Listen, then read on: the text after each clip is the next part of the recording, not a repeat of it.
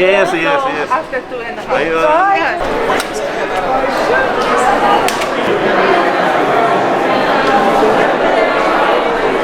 あの戦争をどう思ったか。一旦戦争を取ったああいうもんだよ。今までバーチャルで見た。We are trying to like film, interview people. Already here?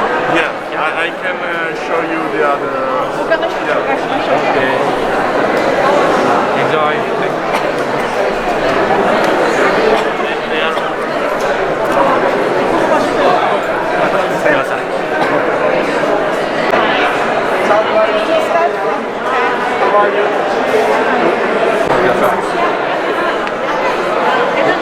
Thank you very much.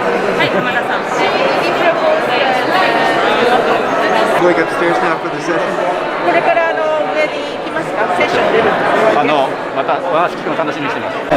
Likewise. I'm Daryl. Very nice to see you. Hello.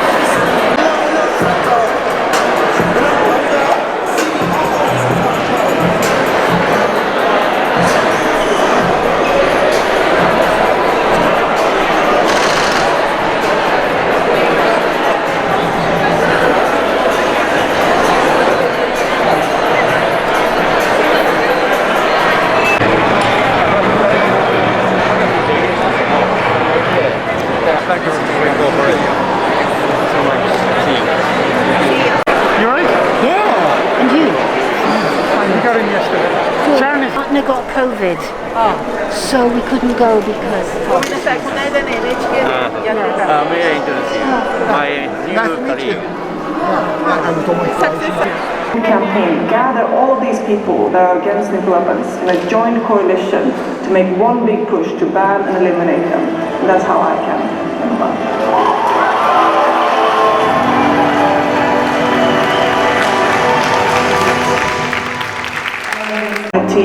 The survivors of Hiroshima and Nagasaki, really these people that know more than anyone what nuclear weapons really are and what they do to people. And this place is where they get to be heard. As we can. I stand here with pride, and I stand here for our future and the generations to come. I stand here in hope and gratitude for the opportunity to participate. My name is Karina Lester. I'm a second generation nuclear test survivor. We hope that in this new treaty, governments will at last make reparation for the harm inflicted. I thank my wonderful team back home. Without you all, This is the moment. This is where we all need to stop nuclear weapons.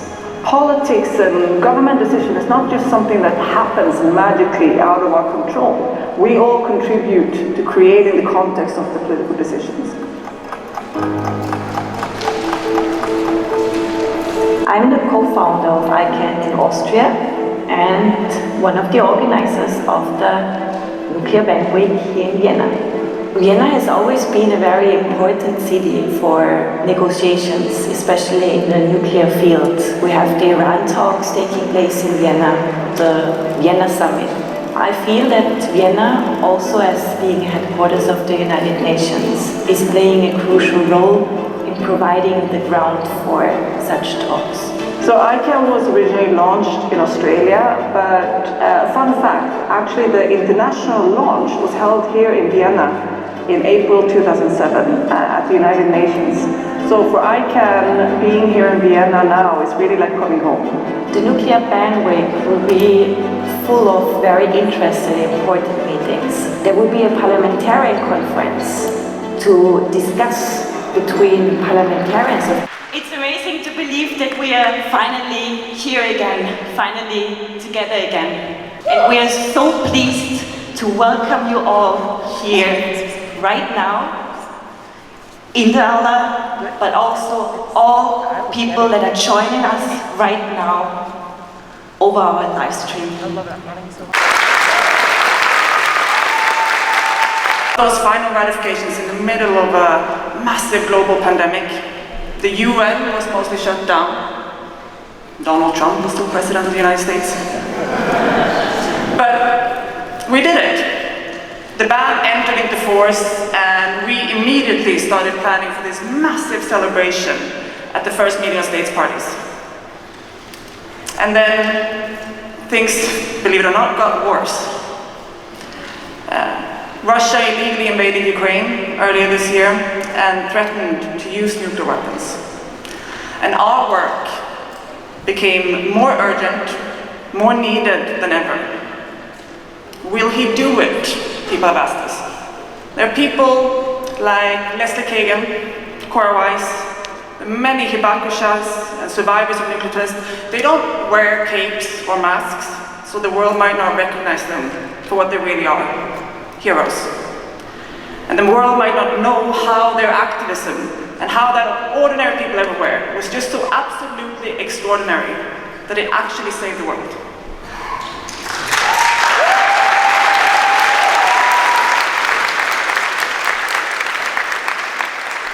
Ladies and gentlemen, today should have been a celebration of the enormous achievements of the past few years, the entry into force of the Treaty on the Prohibition of Nuclear Weapons, at its first meeting of state parties next Tuesday. Instead, we meet at a time of crisis, at a watershed moment. On February the 24th, the unthinkable has happened. War has returned to Europe. Russia has invaded Ukraine. It is trying to redraw borders and does not even recoil from using nuclear blackmail, something we have believed to be a thing of the past. We send a strong signal that the conversation has shifted.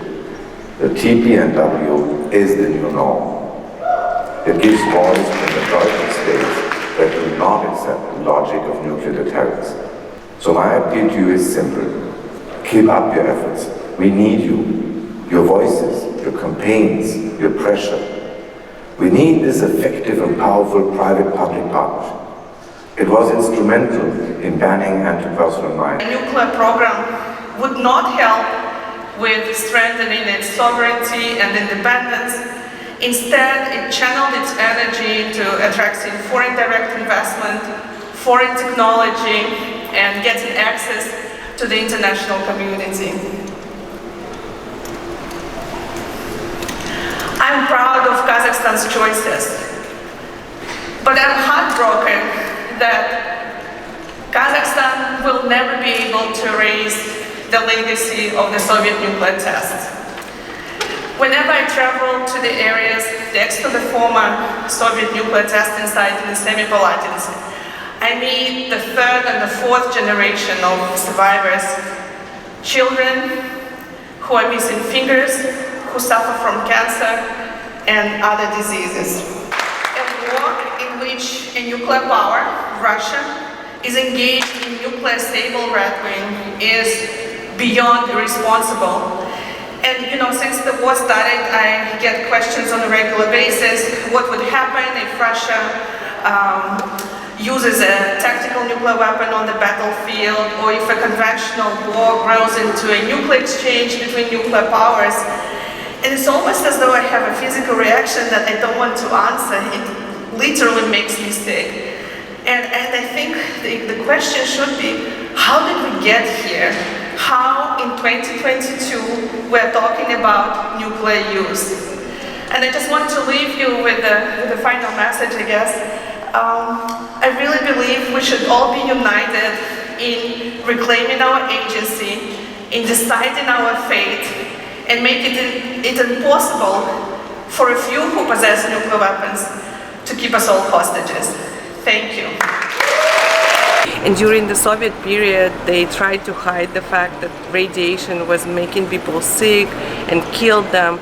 And it's only in the 80s when dissent became possible in the Soviet Union, when Mikhail Gorbachev came to power, that there appeared a chance for the Kazakh people to rise up and really rally against nuclear tests. And that's how the world's largest anti-nuclear movement was born, called Nevada Semipalatins. And later on, when the Soviet Union collapsed, Kazakhstan was left with nuclear weapons, material, and weapons infrastructure. And again, it was a very important point in history for Kazakhstan. What would it do with all of that? Would it decide to join a nuclear club?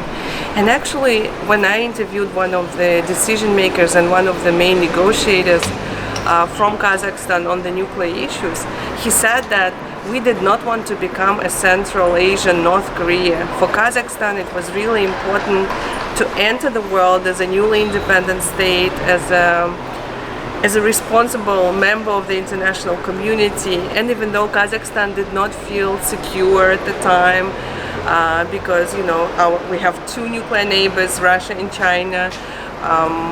It's a very difficult geopolitical context, but still Kazakhstan decided that nuclear weapons was not an answer, a nuclear program wasn't an answer. And that was a very big, important decision that is part of Kazakhstan's national identity. 私が記憶している5歳の時の被爆体験についてお話しします。I would like to share with you the experience I remember of the atomic bombing when I was 5 years old. 私は爆心地から2キロメートルの自宅前路上に母と一緒にいました。At the time, I was together with my mother in front of our house, 2 kilometers from the hypocenter. 飛行機の音を聞いたその瞬間、ピカドン、光を浴び、飛ばされて気を失いました。All of a sudden, I heard the buzzing sound of a plane, and I was engulfed in a bright flash. The bang blew me away, and I fell unconscious. 私は顔の左半分、母は顔と胸を焼かれました。爆心地に近づくにつれ、ゴロゴロ転がった死体、水を求める人々が目に入りました。As we approached the area of Ground Zero, we saw bodies scattered on the streets and people there begging for water. 何もできず、ただ体を固くして通るだけでした。We could not do anything but just freeze and continue to walk past them.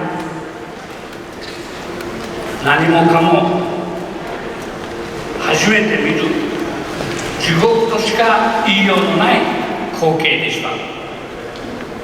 This was a scene like nothing I had ever seen before, and the only word I can describe it with is hell.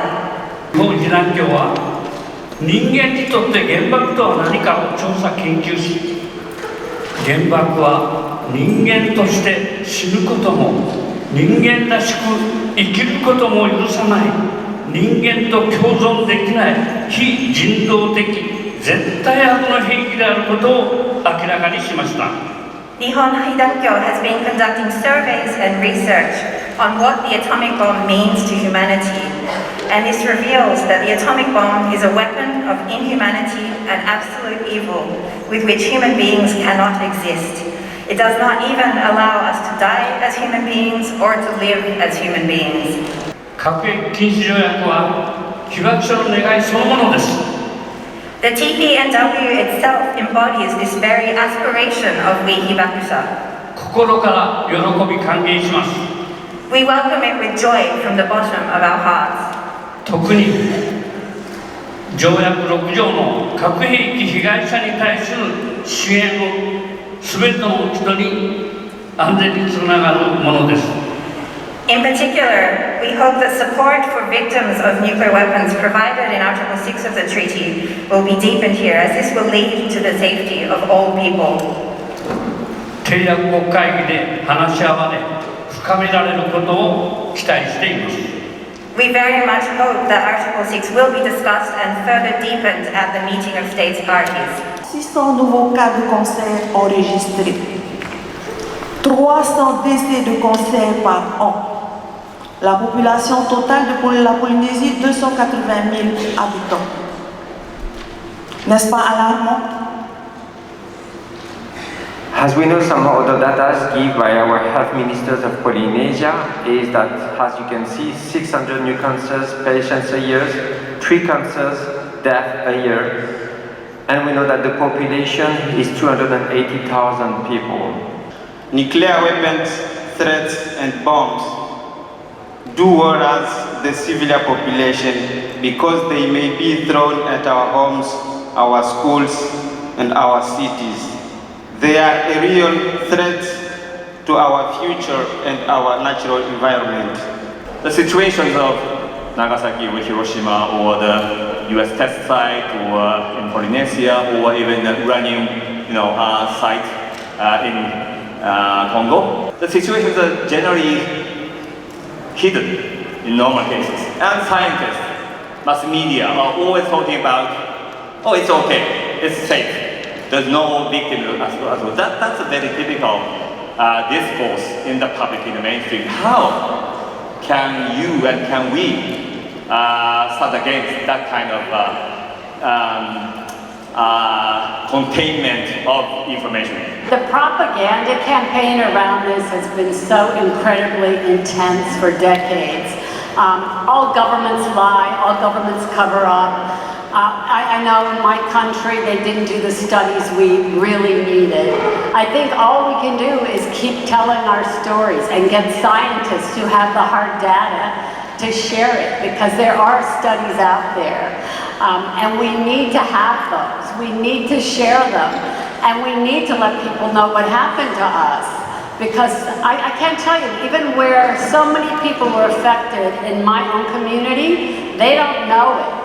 Like the vast majority of victims of nuclear testing will never know they are. So I think we have a responsibility to educate the media, to give all the interviews we can, to talk to filmmakers, because we have to tell this story or we will never ever end the threat. Of the voices of the survivors of the use and test of nuclear weapons. And the other is the recommendation from the Japanese civil society for the implementation of the Article 6 of the treaty on the victim assistance. 被爆者を絶対作ったらいかんと、私たちと同じような体験を世界の誰にもさせてはいけないというのが私たちの願いの一つです。We are all here together with this shared will of the Hibakusha to make sure that no one else anywhere in the world should have to experience what we nuclear survivors have. Nobody should have to suffer as we have ever again.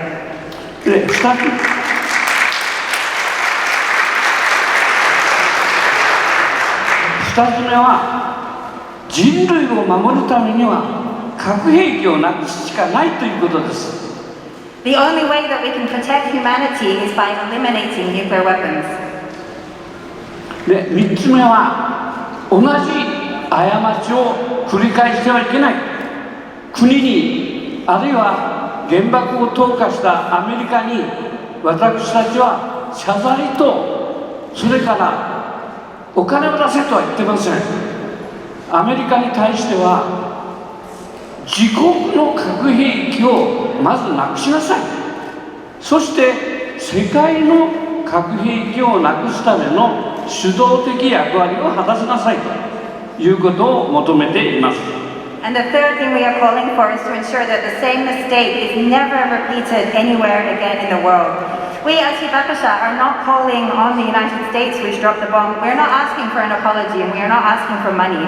What we are asking of the United States is to get rid of their own nuclear weapons and then to take leadership of the China all around the world. それで時間がありませんから、この願いをここまで進めてきたのは被爆者だけではありません。日本国民と世界の市民の皆さんと一緒に手を取って進んできたからここまで到達しているのです。本当にありがとうございました。感謝でいっぱいです。今回は元帥金の代表団として高校生平和大使と一緒に見に来てるんですけど、実はね、やっぱり若い人がすごく多いっていうのが印象なんですよね。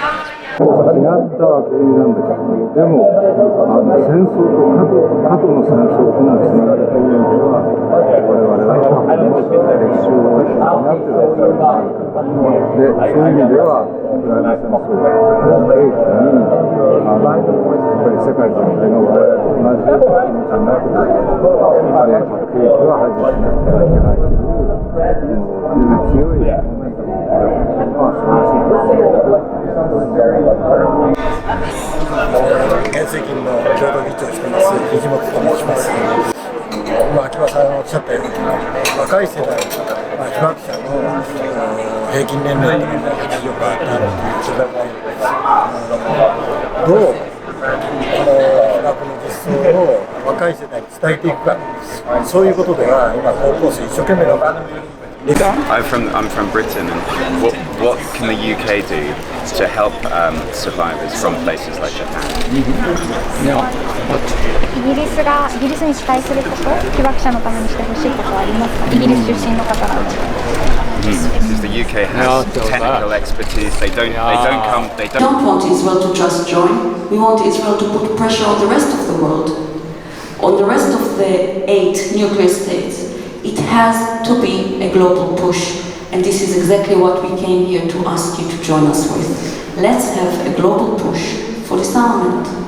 And Japan and the people of Japan know firsthand what the use of nuclear weapons does, and the impact that to this day is felt by people who lived in Hiroshima and Nagasaki, and also from the environmental impact that we have seen from Fukushima. So Japan has, unfortunately, a history of that experience, and an experience that is important to be aired from across the world so that we know the consequences of nuclear war or nuclear disaster. The only way to avoid it is to get rid of it. And that is what we're doing at the Middle East Treaty Organization. As you know, at the basis of your ideology, religion, faith-based way of life, Doku is the ability to have empathy. And empathy ultimately is what binds us in having emotional attachment and conveying what you feel and I feel together. That our suffering is not separated by geography or space. That we are actually united as a human race. And if I suffer, you suffer. And if you suffer, I suffer. So for that to end, we need to come together. May that be in Japan, Russia, South America, or the Middle East. It has to be a united front. That our humanity is what makes us united, not what divides us. Thank you. How are we going to make this text better, and how we are going to protect the process of bringing in states to discuss a real treaty? And for us, that was groundbreaking for the campaign. At that point, we knew that now we're talking about possibilities and not about the impossible route towards disarmament. Hi, I'm Sharon Dolev. I'm from Israel. Hi, I'm Ahmad Kiai, and I'm from Iran. Together, we founded and established the Middle East Treaty Organization, together with friends. And the aim of this organization is to get rid of weapons of mass destruction from the Middle East. And the world. And help us get there. And if we can do it as an Israeli and Iranian, amongst a lot of friends who are helping us achieve this goal, you can do it anywhere in the world. Thank you. Would it be rational for the other country to use nuclear weapons back and start nuclear war? Would that happen? Anyone? We don't know. Again, back to uncertainties of nuclear deterrence. In theory, if you look at the rational actor theory, that is the whole point of nuclear deterrence. You promise to respond with nuclear weapons to a certain kind of attack. I was speaking gibberish. Interestingly enough, when Putin literally said that Ukraine should not exist, and when he starts talking, comparing himself to the great Russian rulers of the past, everything that I said 6 years ago makes sense. こんにちは。日本の広島から来ました平和大使の大内由紀子です。同じく高校生平和大使の長崎から来ました大野浦春です。初めての VR 体験だったんですけど、その原爆が投下されたらどんな風な景色が広がるのかということを学んだり、海外の人と初めてコミュニケーションすることで自分の新しい視野が広がったり、広島のことをもっと世界に発信していきたいと思うようになりました。私たちの活動について話したり、そのいろんな国の方々の活動について教わったり、そして時間がある方は日本から持ってきた折り紙を使って一緒に、鶴を折ったり、日本の千羽鶴を紹介したりという交流を、2日間でたくさん行いました。ここに来て世界中に同じ目標を持って一緒に活動している人たちがこんなにたくさんいるんだってことにとても感動して、これからは世界中たくさんの人とつながっていって、私たちの唯一の戦争被爆国である日本の若者たちの思いを発信したり、世界中の人たちと一緒に協力して核兵器廃絶へ向かっていったりということができたらいいなと思います。核兵器と人間は絶対に共存することはできません。核抑止論、核共有、たくさんの核に関する言葉もありますが、核を正当化せずに私たちは核兵器廃絶に向かって、そして世界の皆さんと一緒に核兵器廃絶に向かって行動できればと思っています。ここ数日の活動で特に思ったことは、その核兵器廃絶を目標にしていてもいろいろな、視点から見た核兵器の話を聞きました。それを踏まえて私たちもグローバルな視点を持っていろいろな、視点からこの問題について考えていくことがとても重要だなと思ったので、これからあと2日ほど、本日含めて2日ほど残っているので、自分たちなりに一生懸命勉強してもっと発信していけるようになりたいと思います。